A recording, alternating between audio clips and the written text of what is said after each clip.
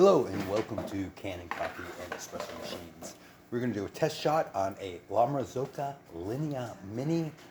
This espresso machine came in with a clogged group head. There was no flow coming from the group head. We went and installed a new brew valve with a jiggler. Had a little calcium and it was not really opening and shutting properly. Let's see how we did. Yeah, when in doubt, There we go. I've got 18 grams of coffee in this portafilter.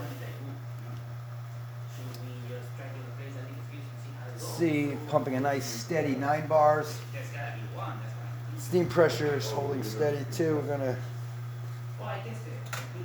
show that while it's brewing.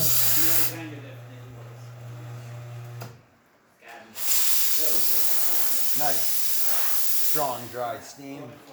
Some hot water coming from here. And there's the machine asking for water and stopping. Nice looking shot. Thank you for pairing with Kanen Coffee and Espresso Machines. Please like this video, and for more videos like this, please like and subscribe to our page.